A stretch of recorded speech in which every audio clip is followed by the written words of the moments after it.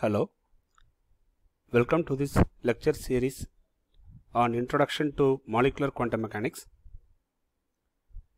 In the last lecture, we looked at molecular orbital treatment of hydrogen molecule. Hydrogen molecule is a 2-electron system, so the Schrödinger equation can be solved using Hartree-Fock method. In Hartree-Fock method, the integrals are calculated using computational methods. So for a 2-electron system and above, we definitely require a computational method to solve the Schrödinger equation. Okay, in this lecture, we are going to discuss the general method for treating diatomic molecules having more than 2 electrons.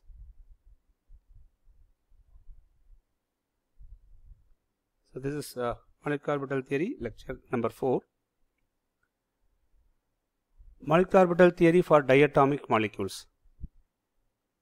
Atomic orbitals of same symmetry combine and form bonding molecular orbital and anti-bonding molecular orbital. Atomic orbital of one atom and the atomic orbital of other atom, if they have same symmetry, then these two atomic orbitals can combine and form bonding and anti-bonding molecular orbitals. So the first and important condition to form bonding molecular orbital and anti-bonding molecular orbital is the combining atomic orbitals must have same symmetry. Then molecular orbitals are formed by the linear combination of atomic orbitals of same energy or nearly same energy. This is second important condition. The atomic orbitals which combine and form molecular orbitals, they must have either same energy or they must have nearly same energy. Only those atomic orbitals combine and form molecular orbitals. Then atomic orbitals of different atoms combine in pairwise. What's the meaning of this? When two atoms combine and form a molecule, all the atomic orbitals of one atom and all the atomic orbitals of the second atom, they combine in a pairwise manner. It means one atomic orbital of atom 1 and another atomic orbital of atom 2, if they have same symmetry and nearly equal energy, they combine and form bonding and anti-bonding molecular orbital. In a similar manner, the other pairs of atomic orbitals combine and form bonding and anti-bonding molecular orbitals. Okay, so atomic orbitals of different atom combine in pairwise. Then in polyatomic molecules, atomic orbitals of surrounding atoms combine and form linear combinations of orbitals. These linear combinations of orbitals combine with the appropriate atomic orbitals of the central atom and form bonding molecular orbital and anti-bonding molecular orbital. This is very important. If you go to molecule having more than 2 atoms, okay, we call generally as polyatomic molecules. In polyatomic molecules, atomic orbitals of the surrounding atom, first they combine and form a linear combination of atomic orbitals. We call them simply as LCs. Then these linear combinations of atomic orbitals combine with the appropriate atomic orbital of central atom, meaning the LC, the linear combination atomic orbital, and the atomic orbital of the central atom, if they have same symmetry, okay, then they combine and form bonding and anti-bonding molecular orbitals. Okay, let us consider an atom A combine with an atom B and form a molecule AB. The internuclear axis is usually considered as z-axis. So in this discussion, I am going to assume the internuclear axis is a axis. Based on this assumption, I am going to show you some of the molecular orbitals formed by the linear combination of atomic orbitals. Okay, when ns orbital of atom A combined with the ns orbital of atom B, okay, it's an addition combination. That addition combination will give you a molecular orbital. This molecular orbital has cylindrical symmetry about the internuclear axis. Okay, about the internuclear axis, the electron cloud is appear like a cylinder. So it has cylindrical symmetry about the internuclear axis. Therefore, this orbital is represented as sigma orbital. Okay, and suppose if you take any point, here, right, and exactly opposite, right, this is the center point of the orbital, right. See, you take any point here, and exactly in the opposite side you take say another point with the same distance, right. If you do inversion, right, see here the sign is positive, the sign of the orbital is positive. Here also the sign of the orbital is positive. Therefore, if you do inversion, the sign does not change. Therefore, this orbital is symmetric with respect to inversion. So it is represented as Girard orbital. So this orbital is represented as sigma g ns. Okay, this ns orbital may combine in a destructive manner. Okay, there is a subtractive combination. So where the ns orbital of A and the ns orbital of B, they combine in a destructive manner. Because of this combination, you will get an anti-bonding molecular orbital. Okay, this anti-bonding molecular orbital has a nodal plane, right? Therefore, it should have higher energy because it has one nodal plane. And since it has only one nodal plane, if any molecular orbital has one nodal plane, it should be a sigma star orbital. Not only that, the orbital has a cylindrical symmetry about the internuclear axis. So it is represented as sigma. Then this is the center point of the orbital, and here we have positive sign, and this side we have negative sign. If you do inversion, okay, the sign will change. So this orbital is anti-symmetric with respect to inversion. Therefore, this orbital is represented as Ungerade symmetry. Okay, so it is represented as sigma star Ungerade ns. Right. So sigma g ns is bonding molecular orbital. Sigma star u ns is anti-bonding molecular orbital. Okay, formed by the linear combination of ns orbitals.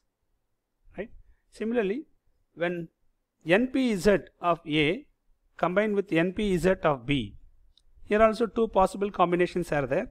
The positive lobe of this orbital and the positive lobe of this orbital, if they combine, okay, you will get bonding molecular orbital, right, which has cylindrical symmetry about the internuclear axis. So it is represented as sigma g, okay, npz. Similarly, we have a destructive combination. Destructive combination will give a node. Okay, we have a nodal plane here. That nodal plane represent it is a anti-bonding molecular orbital, and this orbital also has cylindrical symmetry, and this orbital is anti-symmetric with respect to inversion. Therefore, it is a Ungerade symmetry. The orbital has Ungerade symmetry. So this orbital is represented as sigma star u 2pz. So these two orbitals, that is sigma g to npz and sigma star u to npz, this is np. Okay, I'm just giving the general representation. So this is npz. So sigma g npz, sigma star u npz, these two molecular orbitals are formed by the linear combination of npz orbitals of the two atoms. Okay, and npx and npy orbitals, right? Npx and npy orbitals, they are perpendicular to the internuclear axis. So when these orbital overlap, they combine, they overlap in a less effective manner. Therefore, they lead to a weak bonding. Okay, and you will get this positive and this positive combine and form a, so this is supposed to be positive lobe, this is positive, and this one is negative lobe. Okay, so you will get a bonding interaction. Whenever we have electron cloud in between the nucleus, okay, it represents a bonding orbital. So this is a bonding molecular orbital having Ungerade symmetry, okay, and these orbitals are formed by the linear combination of npx npx. So this is represented as pi u npxa, npx molecular orbital, okay. Similarly, npy npy, they also combine in a linear manner and form pi Ungerade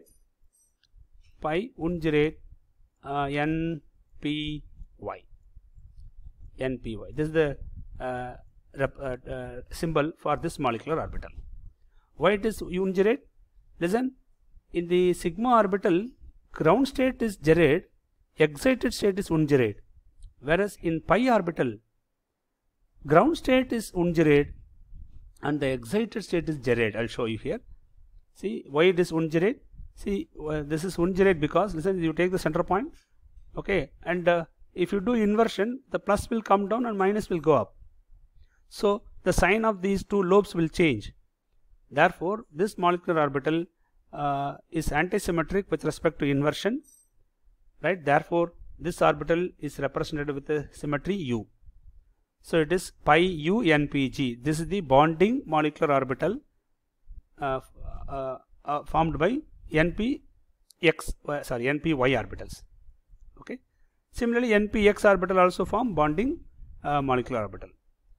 Suppose if the npy orbital or npx orbital, okay, if they overlap in a destructive manner like this, okay, so here the upper lobe has positive sign, whereas in this orbital the upper lobe has negative sign.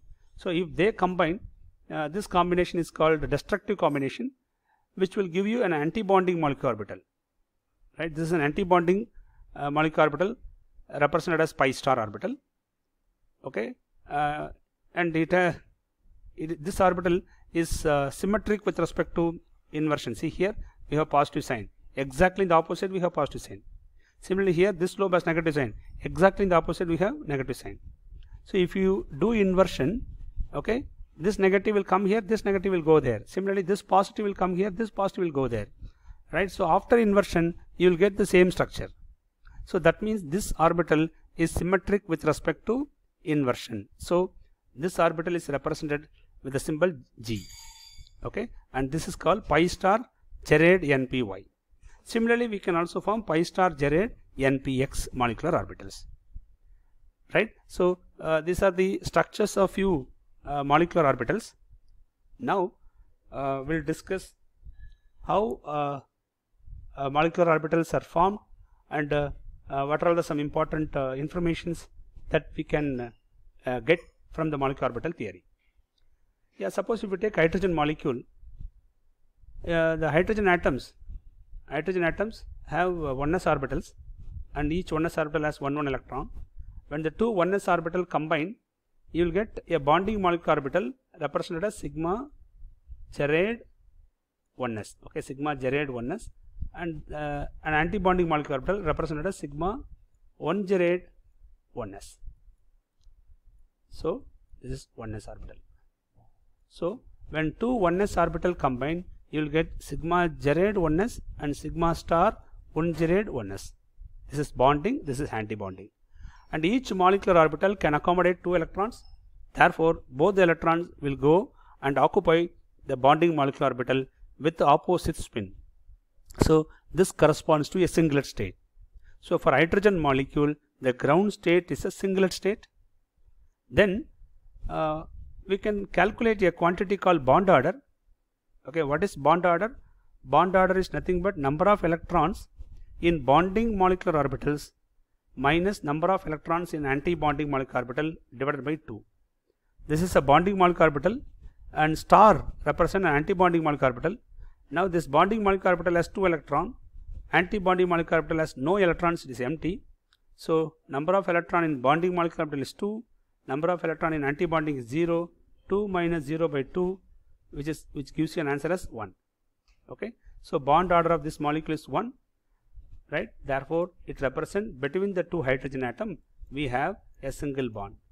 And in this molecular orbital, So in a hydrogen molecule, we have a single bond between the two hydrogen atom. Okay, because bond order is 1.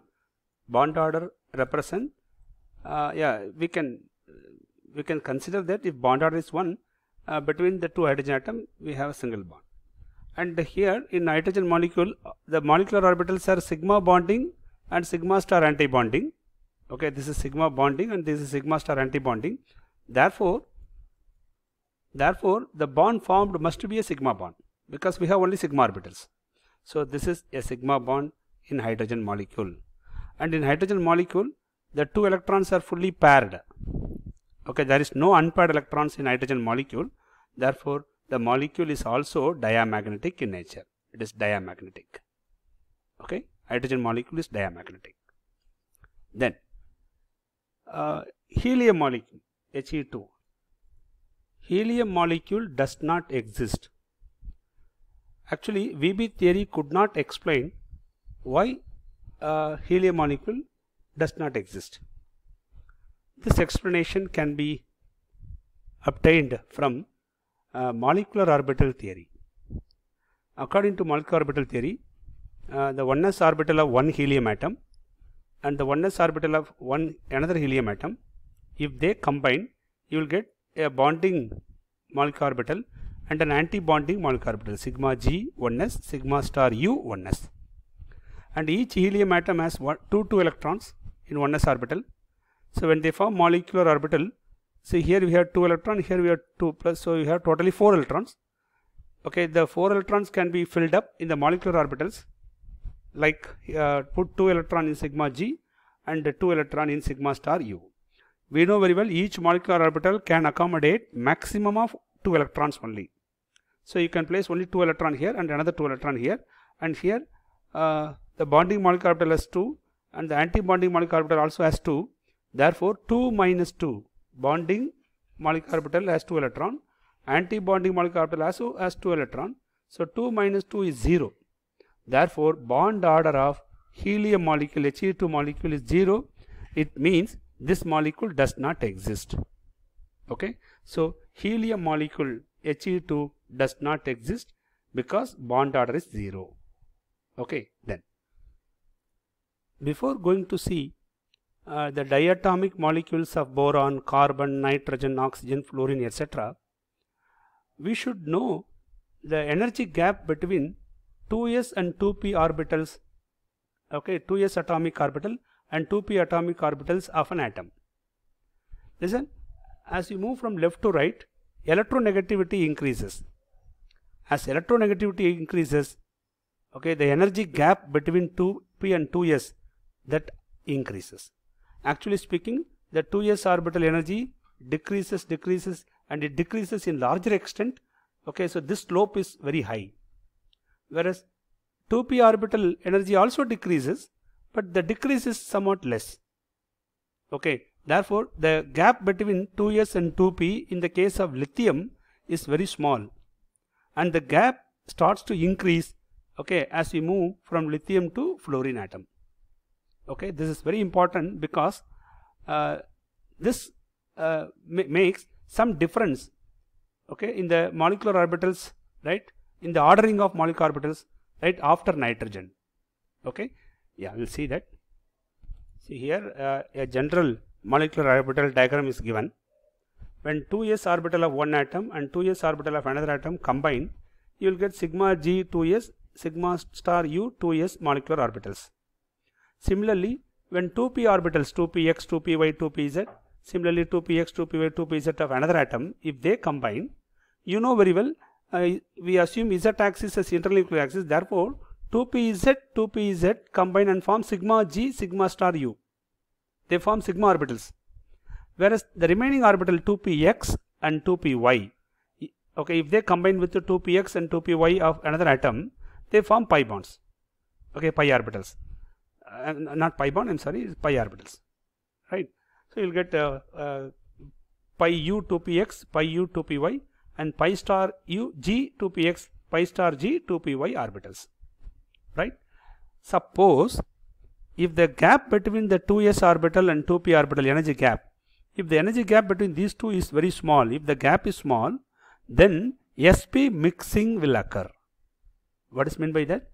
The meaning is, listen, the sigma g orbital of 2pz and sigma g orbital of 2s, right? These two orbital, they mix up. Okay, mixing means some repulsion will occur between these two, right, because of the sp mixing, and that repulsion makes this orbital goes lower in energy. So see, sigma g orbital, see this diagram, okay, this is the original level. Now the energy of this orbital is decreased. Okay, so the sigma g goes to lower energy and sigma g 2pz goes to higher energy. It goes to little higher energy. It is because of sp mixing. Similarly, excited states, that is sigma star u 2s and sigma star u 2pz. See these two orbitals, this and this, they also mix up and they also repel each other. Because of this repulsion, the energy of this level will come down. See this, if you compare this diagram and this diagram, see this energy is decreased. Okay, the energy of sigma star u decreased to some extent. Okay, but it should not go below the atomic orbitals of the original atom. Okay, right. At the same time, this orbital, that is sigma star 2pz, sigma star u 2pz, that orbital goes to higher energy. Okay, it goes to little higher energy. See here. Okay, so because of sp mixing, repulsion will occur. Okay, just for understanding purpose, I am using the word repulsion. So the one orbital goes lower in energy, the other orbital goes to higher energy. Okay, now because this orbital goes to higher energy, right? Yeah, that orbital will go above this pi orbitals, above these two pi orbitals, right? So when the gap between the 2s orbital and the 2p orbitals is very low, see in this, see here, I have given this already, right? When the gap is low, right, in those molecules, the sigma g 2pz orbital will go above the pi u 2px and pi u 2py orbitals, right? This is observed up to nitrogen molecule. Yeah, up to nitrogen, okay, the gap is small. After nitrogen, the gap is sufficiently large, therefore sp mixing does not occur. So this ordering of molecular orbitals, right, appear up to nitrogen molecules, right? Above nitrogen molecule, you will get this usual order. Okay, this is the usual order for oxygen and fluorine molecules. Okay, then. So if you consider boron molecule, carbon molecule, nitrogen molecule, in these three cases, energy of the sigma 2pz, see, in these cases energy of the sigma 2pz is higher than the energy of the pi 2px and 2py. Okay, so energy of the 2pz is greater than the energy of the pi 2px and pi 2py. Okay, and listen here, I like to give one more information. Okay, when the sp mixing occurs, sp mixing occurs if the orbitals have same symmetry. Okay, so this sigma star u and this sigma star u, okay, they have same symmetry. That's why they mix up, and one orbital goes to lower energy, the other orbital goes to higher energy.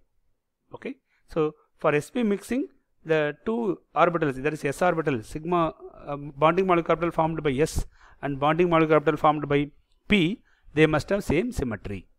Okay, then. So if I take boron molecule has 10, boron atomic number is 5, so boron molecule has 10 electrons and the electronic configuration is kk. This corresponds to sigma gerade 1s and sigma ungerade 1s orbitals.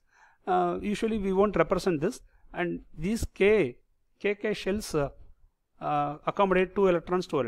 So each k accommodate 2 electrons. So here this kk has 4 electrons. Okay, since in boron molecule we have 10 electrons, 4 electrons are occupied here, so we have only 6 electrons remaining. Okay, now put 2 electrons in sigma g2s and 2 electrons in sigma star u2s, 1 electron in pi u2px and 1 electron in pi u2py. Why here 1 1? Because these two orbitals have same energy.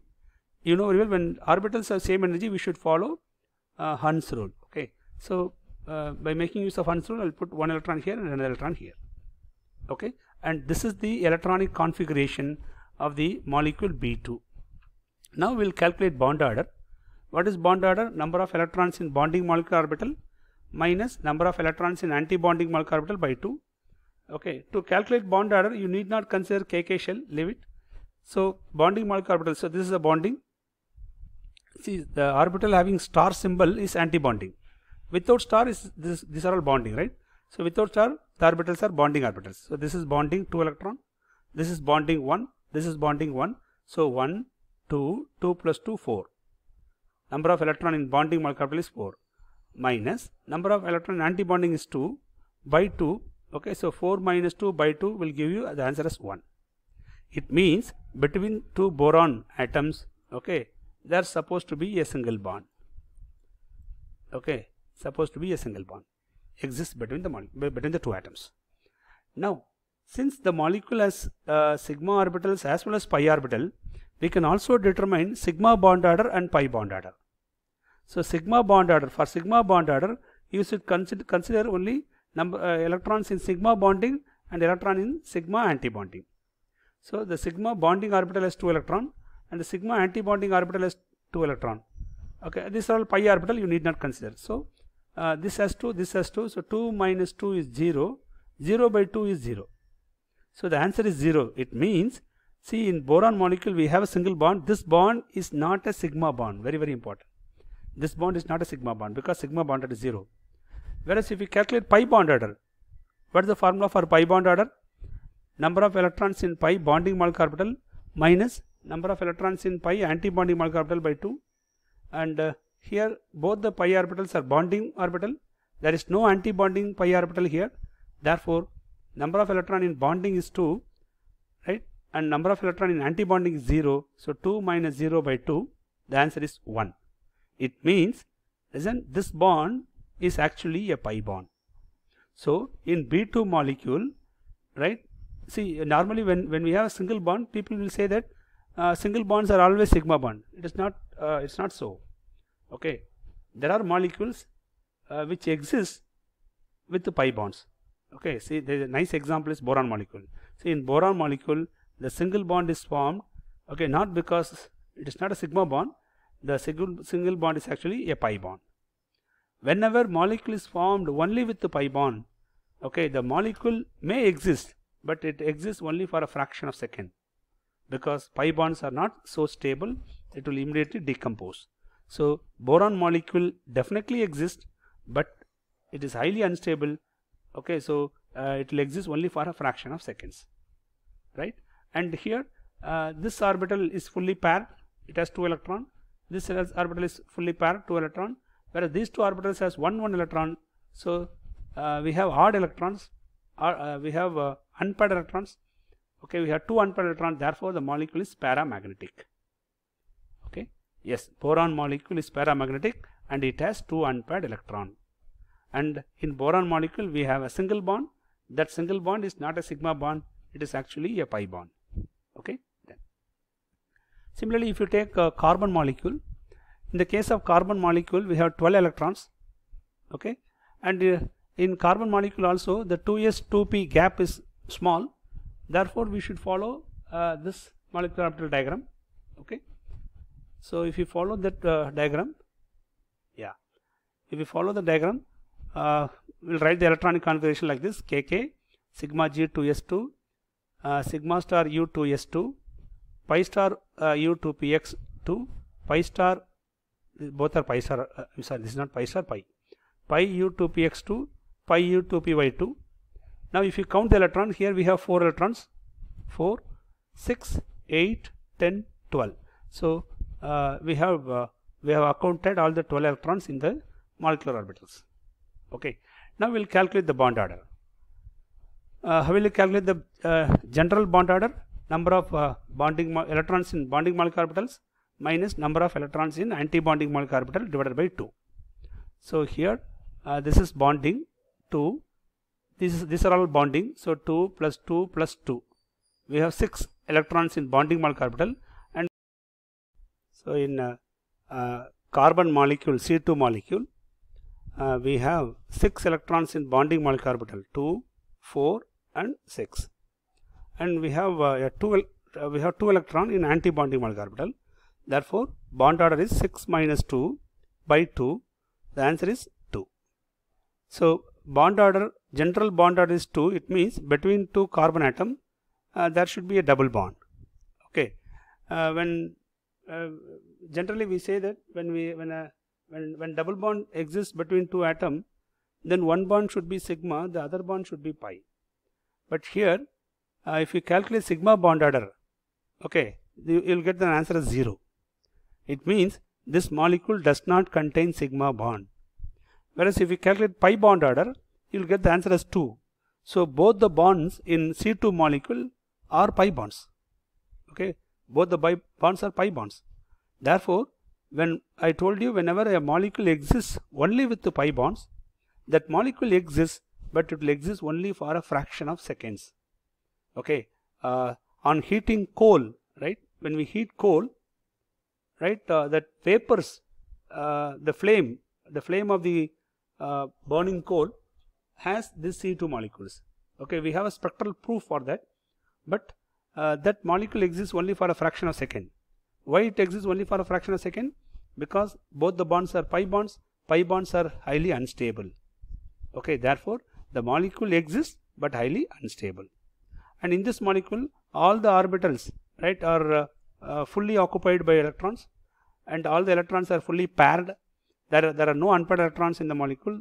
Therefore, the molecule is also a diamagnetic molecule. Okay, yeah. Then, if you go to oxygen molecule and fluorine molecule, I told you in these molecules the gap between 2s and 2p is very large. Therefore, sp mixing does not occur here. Okay, since there is no sp mixing, we will get this type of molecular orbital diagram for oxygen molecule and fluorine molecule. It means the sigma g 2pz orbital has lower energy, and pi orbital pi u 2px and pi u 2py, they have little higher energy. Okay, so for oxygen molecule, if you consider in oxygen molecule, this is the electronic configuration of oxygen molecule, right? Oxygen molecule has 16 electrons. You just go through this and you can easily identify, right, how to fill up these orbitals and how to get the electronic configuration. Okay, and now this configuration has 2 unpaired electrons. Therefore, oxygen molecule is paramagnetic. Listen, this is very, very important. VB theory could not explain why oxygen molecule is paramagnetic. According to VB theory, oxygen molecule is supposed to be diamagnetic. But MO theory, okay, explains the paramagnetic nature of oxygen molecule, okay, by accounting the presence of unpaired electron in the molecules. Okay, so this is the electronic configuration. It has 2 unpaired electrons, so the molecule is paramagnetic. If you calculate bond order, you will get the answer as 2. So it means between 2 oxygen atoms there will be a double bond. Okay, and normally when we have a double bond, one bond should be sigma, the other bond should be pi. Okay, normally, but in C2 molecule I told you that both the bonds are pi bonds. So we need to account whether the double bond consists of sigma bond, pi bond or not. Okay, whether both the bonds are pi bonds or whether it contains sigma bond or not. Okay, so for that you should calculate sigma bond order. For this molecule, sigma bond order is 1, pi bond order also 1. So this molecule consists of 1 sigma bond and 1 pi bond. Okay, so oxygen molecule has a double bond between 2 oxygen atoms and it is paramagnetic in nature, and it has 2 unpaired electrons, okay, having same spin, and this state is actually a triplet state.